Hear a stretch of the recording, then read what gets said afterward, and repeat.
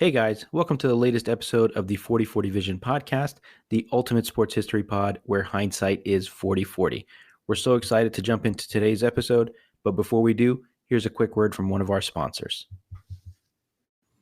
Hey everybody, this is Osama Dahud here. I'm your host for this short edition of the 4040 Vision podcast, the ultimate sports history podcast. Really excited for this short edition to talk about the return of the super fight.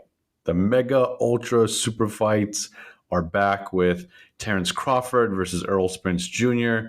this month in July of 2023. This is two undefeated fighters in their prime, two fighters that are pretty mellow outside of the ring, but they're world class. The matchup itself is phenomenal. These are mean guys that love to do damage, and this is the best fight boxing can make in a sport where getting the best fights has been sporadic, but this is a return to form. And just to note, this is a boxing specific episode because this is a sport that's heavily dependent on making big fights to get pay-per-view buys, to get awareness, to get attention, where the UFC has been putting on a bunch of big pay-per-views, especially in the last decade, more so than boxing has. It'll be on men's boxing. Women's boxing is on the rise. I'm not going to overlook that. We've seen Amanda Serrano and Katie Taylor sell out Madison Square Garden in a huge fight last year. Clarissa Shields is amazing, the GOAT, as she's known. Alicia Baumgartner is a star in the making. She's looking great as a champion. Ksenia Estrada is undefeated. She's very talented. Savannah Marshall, Michaela Mayer, the list goes on for women's boxing. I think it will have its time. But going back to just super fights in general, has it always been the case that they've been missing, that they don't happen as often as they do, as special as they are? Is that really the case? Why does boxing feel like a 1 to 2 fighter sport when there's still so many talented fighters out there? I think the short answer is it takes time for the sport to accumulate enough elite talent to make huge fights. For example, the heavyweight division has always kind of been the prestige boxing division because of the golden generation with Muhammad Ali and Joe Frazier and George Foreman and Ken Norton, all these big names. But when that era retired, you basically had two Ukrainian guys with doctorate degrees, the Klitschko brothers, that had the sport in a cobra clutch for about a decade or so.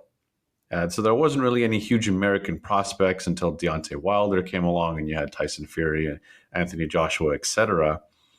So this popularity of the sport shifted to Oscar De La Hoya, Manny Pacquiao, Floyd Mayweather, Roy Jones Jr., etc. But those three guys I want to mention, Mayweather, Pacquiao, De La Hoya, they all fought each other, but each fight was poorly timed. Mayweather and Pacquiao both beat De La Hoya in about a year span, 2007, 2008, and 8. And those fights are still among the most watched boxing events the last 20 years. But Mayweather and Pacquiao, they dragged it out for many years. Floyd was accused of waiting for Manny to get older. There was speculation. Pacquiao was doing steroids. There was this rigorous drug testing clause and all this random stuff that just delayed the fight way longer than it should. It happened 8 or 9 years after the demand for the initial fight began. And I'll probably come back to that fight in a little bit, but I want to quickly talk about what makes a super fight. This is when two high-profile fighters, usually champions, that are undefeated, or they're on a winning streak, or they've been impressive in their wins, maybe a couple of knockouts, maybe some upsets, and they're just on a collision course. There's just no other fight to make except that one in typically the same weight class, and that can be 154, 154, etc. There are instances where fighters go up in weight. We saw Floyd Mayweather go up in weight to fight Canelo Alvarez, and even Canelo Alvarez himself went up in weight to fight Gennady Golovkin a couple of times. So how big are these fights? You think about it, They're massive. The biggest of all time is Mayweather versus Pacquiao. They sold out 16,000 people or so in Vegas. I think they should have filled out Cowboy Stadium or something. They did do over 4.6 million pay-per-view buys. It's the biggest pay-per-view in the history of pay-per-views, and it was to this point 8 years ago.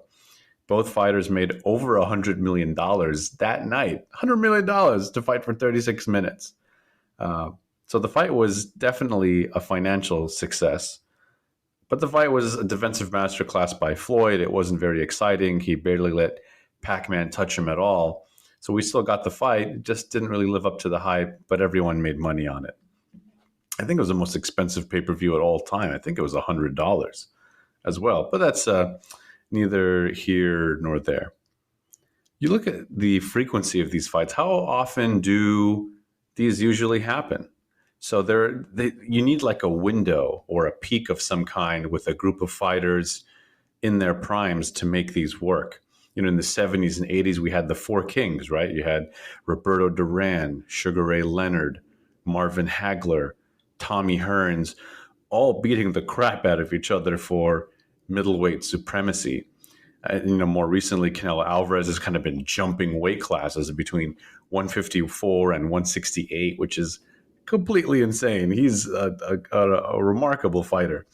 Muhammad Ali fought a murderer's row of of heavyweights between 1970 and 1979, cleaned out a division, avenged his loss to Joe Frazier, et cetera, et cetera.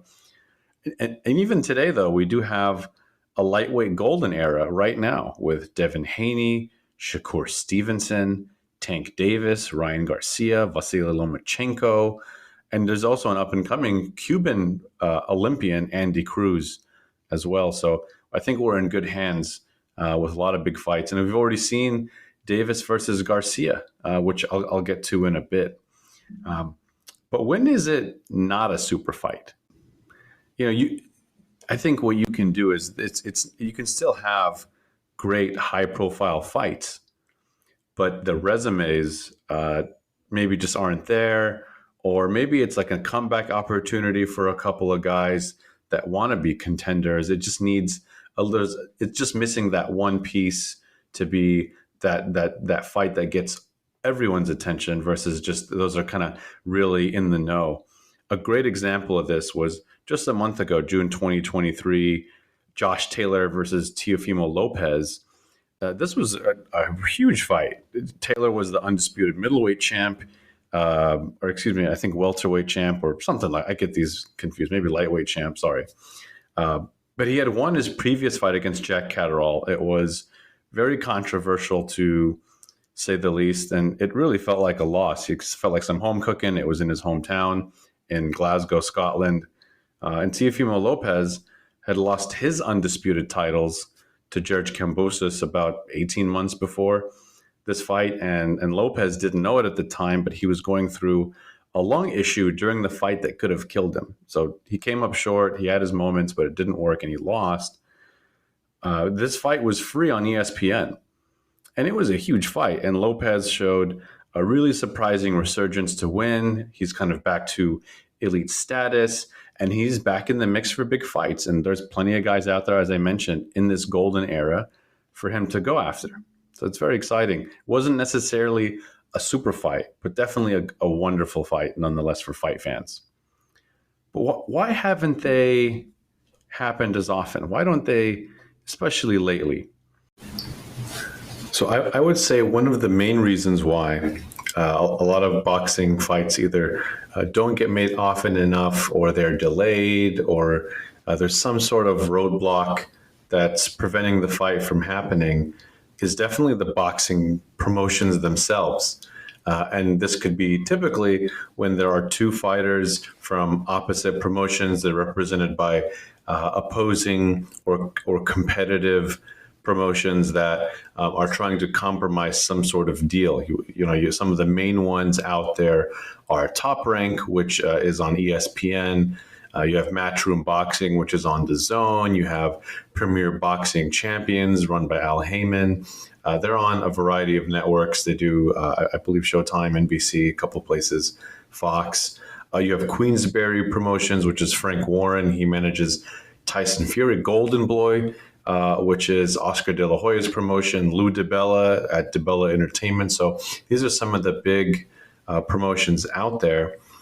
And they have their own interests. They are trying to be profitable promotions in a sport where, as fighters and promoters, you have a lot of control over what you can negotiate in a deal. You can negotiate the venue, the salaries, the split of the pay-per-view buys, the split of the purchase tickets, the gate at the venue, the merchandising.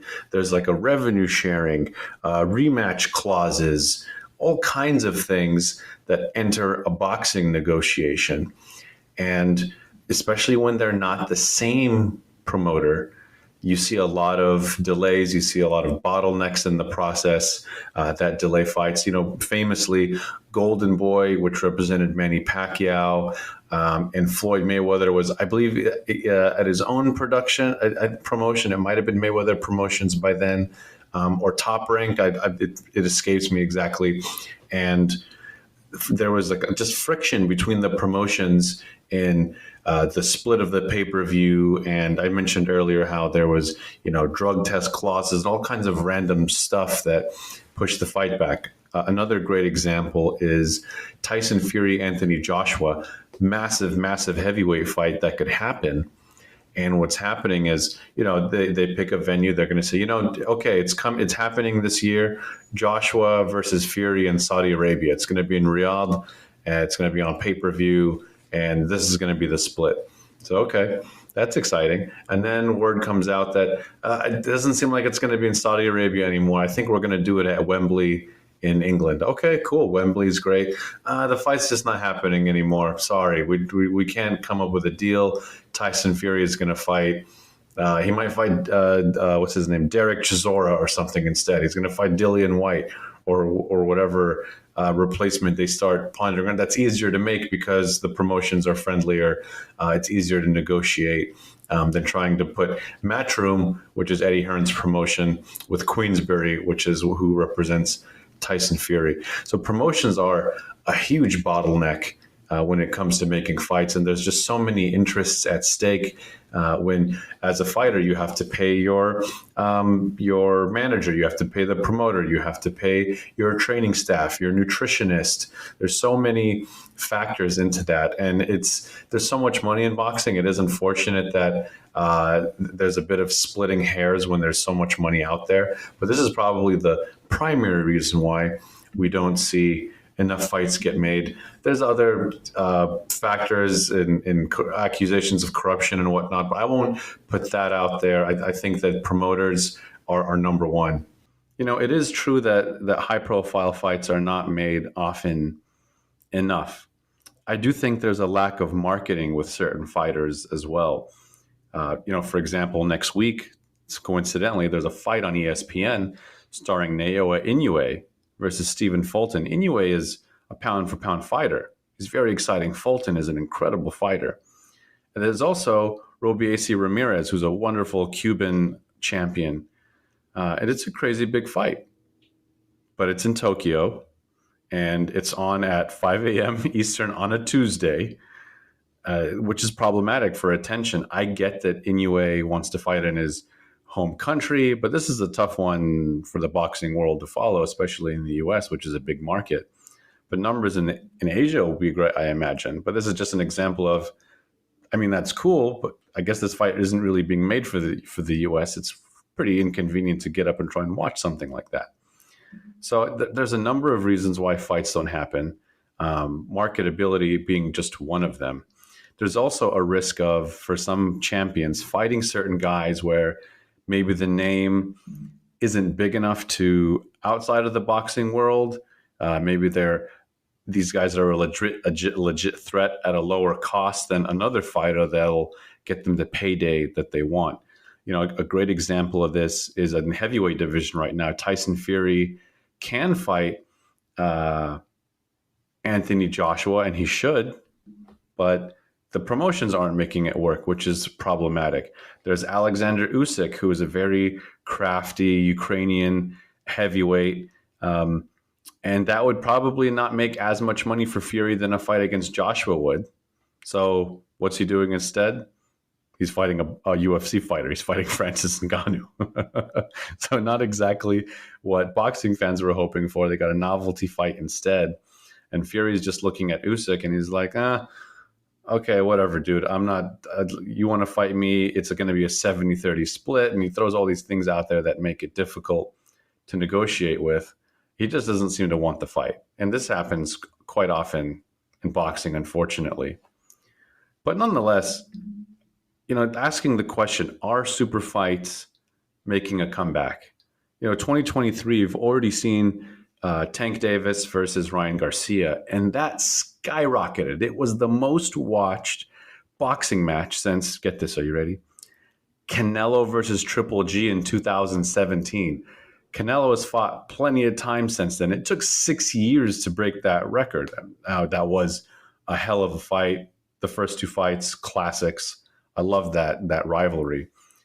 As a side note, Canelo is boxing's biggest star. But he went for a time fighting on DAZN, which is a subscription service. You have to pay monthly or annually for it. It was $150, I believe, annually. It's like $225, $250 annually. And the fights for a while didn't require pay-per-view. It all was included with the cost. But now for these big like Canelo fights and some of these novelty fights with Floyd Mayweather and whatnot, they're costing on top of that annual subscription. It's very difficult to get the value out of just boxing fans. And that service doesn't offer anything else. It was offering Live Golf for a little bit. If you're into darts, you can watch some darts games or something. But boxing was, the boxing's biggest star was almost hidden behind a paywall. They didn't have an option to buy pay-per-views on their business model, I think, until he fought Dmitry Bivol in late 2022 or something like that. So it was just a bunch of boxing, but hard to get eyeballs on. And it turns out that's not a profitable business model for a sport that thrives on pay-per-view buys. Canelo did fight Caleb Plant on Showtime, and that did better than pretty much all of his fights on DAZN. So he might as well have. It almost feels like he might as well have not fought there. But nonetheless, I want to go through a couple of categories here of super fights before we close out that happened at different points. So if you think about fights that happened at the right time, there are plenty in the past that happened at the right time. Oscar De La Hoya against Felix Trinidad in 99. Ali Frazier in the 70s was amazing. Canelo Triple G to bring it a little closer to home in 2017 and 18, just classic fights. Muhammad Ali, Ken Norton, Muhammad Ali, George Foreman, all happened at the right time. Riddick Bowe, Evander Holyfield, huge heavyweight fight in 1992. Eric Morales, Marco Antonio Barrera, massive fight in 2000. So there have been a lot of, Roberto Duran, Sugar Ray Leonard, Thomas Hearns versus Marvin Hagler, Sugar Ray Leonard, Thomas Hearns, Sugar Ray Leonard, Marvin Hagler. So these all happened in the 70s and 80s, those last four or so, five. And those all happened at the right time. And I would say Garcia and Tank Davis definitely happened at the right time. Two undefeated guys trying to make a name for themselves. Now, there are some fights that also took too long to make. The top of the list, 2015, Manny Pacquiao, Floyd Mayweather. We covered that. No need to rehash. 2002, Lennox Lewis, Mike Tyson. Mike Tyson was very far over the hill at this point, and it was a pretty one-sided fight for Lennox Lewis. I think Tyson was champion in the early 80s, early to mid-80s, so this was just a long time with him in the sport at this point. 2008, Pacquiao, De La Hoya, and De La Hoya versus Mayweather in 2007. These were just fights that happened way after they could have happened. So it didn't really make sense from a pure boxing perspective. 1997, Evander Holyfield, Mike Tyson. Tyson, again, had been in the game for a while. These two had plenty of opportunity to fight earlier in their peaks, but Tyson went to jail for, I believe, assault on his wife, Robin Givens. So he did lose some time from his prime, and they just never made that fight happen early enough. In terms of fights that never happened. Tyson Fury, Anthony Joshua is a massive one. Anthony Joshua, Deontay Wilder, that would be great. Tyson Fury, Alexander Usyk, that would be tremendous. And even back in the day, Riddick Bowe, Lennox Lewis surprisingly never happened. And Lennox Lewis kind of had a great heavyweight run. Riddick Bowe was a mountain of a man, and he was competitive. That would have been great. Roy Jones never fought Nigel Benn. That would have been awesome. Nigel Benn's son, Conor Benn, is a bit of a beast in his own right now. And Eric Morales, who fought Manny Pacquiao 700 times, never got to fight Juan Manuel Marquez, two Latino legends. And I just have a couple fights that happened too early. Roy Jones, Bernard Hopkins happened in the early 90s. That was, I would say Bernard Hopkins and Roy Jones have shown that they fought very far into their late 30s and 40s. It just happened just a tad too early, I think. Roy Jones, James Toney also was an incredible fight. I just think it happened too early. People were watching heavyweight boxing still at the time. And then in 2013, Floyd Mayweather, Canelo Alvarez. I think Floyd got Canelo just a little early. It's an incredible feather in his cap to have beaten Canelo Alvarez for Floyd. It was just an incredible performance. But I think Canelo did need that fight to learn something because he went on quite a tear after that. It took him a decade or so to lose a fight after that. In terms of the comeback, we had Davis Garcia earlier this year. We had Haney versus Lomachenko, which was a very entertaining technical fight. And now we have Errol Spence Jr. against Terence Crawford. So it's very exciting. Ultimately, I think boxing has had, the most exposure that it's had in a few years. ESPN's putting on free cards. Their pay-per-views have been, few, but high in quality nonetheless for the most part. DAZN offers a pay-per-view model now. I don't know if Matchroom Boxing as a promotion will always be on DAZN. The subscription model hasn't been great for brand awareness. But nonetheless, we have the super fights coming. We have a novelty fight like Tyson Fury versus Francis Ngannou. And that's a great way to bring more awareness to other fighters and get more eyeballs on the sport. So I definitely hope that we continue to see these big boxing super fights happening much more often. That's the episode for today, this 40/40 short on the return of the super fights. Thank you for listening. Please subscribe on all platforms where you get podcasts, Apple, Spotify. I love Overcast. It's great for podcasts. It's so organized. You can also subscribe on YouTube. We have videos of our longer form episodes and shorts as well. And thank you all for listening, and we'll talk to you next time. Thank you.